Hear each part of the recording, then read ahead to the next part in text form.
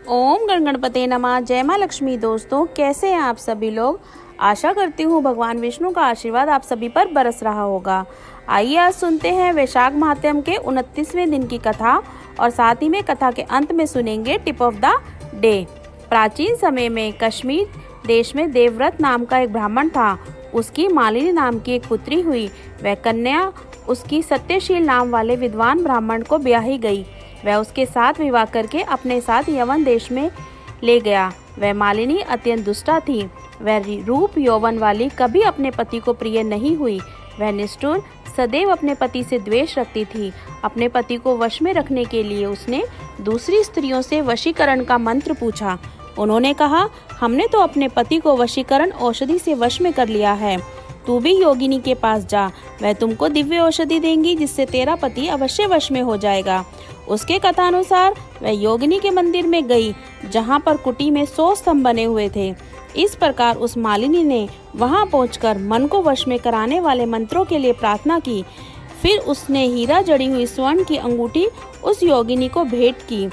योगिनी पति के अपमान से दुखी हृदय जानकर कहने लगी कि यह रक्षा चूर्ण तुमको देती हूँ। यह संपूर्ण प्राणियों को वश में करने वाला है। यह चूर्ण तुम अपने पति को देकर उसकी ग्रीव्या की रक्षा करना। तेरा पति तेरे वश में हो जाएगा।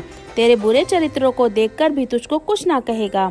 वह चूर्ण को लेकर अपने घर को आ गई और संध्या के समय दूध में मिलाकर अपने पति को दे दिया। उस चूर्ण को पीने से उसका हृदय क्षय रोग से पीड़ित हो गया। वह दिनों दिन क्षयी होता चला गया तथा उसके गुहे स्थान में कीड़े पड़ने लगे। जब उसके पति की ऐसी दशा हो गई तो वह इच्छा पूर्वक विचारने लगी। तब उसका पति पीड़ा के मारे त्राही त्राही पुकारने लगा और कहने लगा, मैं तेरी शरण में हूँ, तू मेरी रक्षा कर। अपने पति की ऐसी दशा देखकर वह बहुत घबरा गई और सोचने लगी, यदि यह मर गया तो मैं सब श्रृंगारों से विहीन हो जाऊंगी। ऐसा सोचकर वह फिर योगिनी के पास गई और उससे सब वृतांत कहा। तब उसने पहली औषधि का दाह शांत करने के लिए दूसरी औषधि दे दी।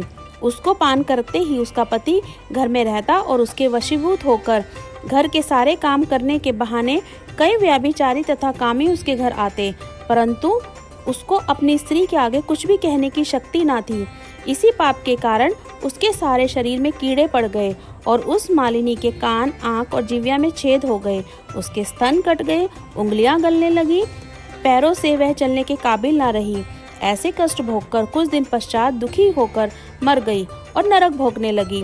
15,000 वर्ष एक ताम्रभांड नामक नरक में दग्ध होती रही। फिर 100 जन्म तक कुत्ते की योनि में पड़ी रही।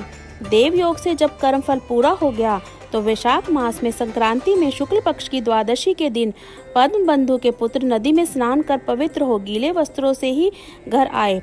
वहां तुलसी वृक्ष के पास उसने पैर धोए। उसी स्तंभ के नीचे वह कुतिया सो रही थी।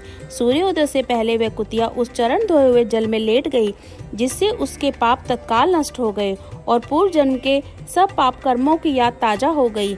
अपने पूर्व कर्मों का वर्णन कर उस मुनि से कहने लगी, हे मुने, वैशाख शुक्ल के पुण्यों को बढ़ाने वाली द्वादशी के दिन स्नान दान आदि का जो सुकृत आपने किया है वह मुझे दे दो।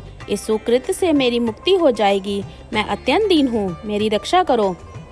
ऐसे वचन सुनकर वह मुनि पुत्र कुतिया से बोले कि आपने किए हुए अच्छे और बुरे कर्मों का फल मनुष्य सुख और दुख के रूप में आप ही अवश्य भोगता है।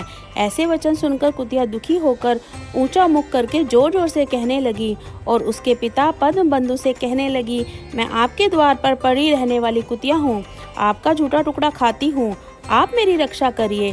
क्योंकि महात्मा गृहस्थियों को जो उनके द्वार पर उनकी शरण में पड़े रहते हैं उनका उद्धार करना उनका परम कर्तव्य है।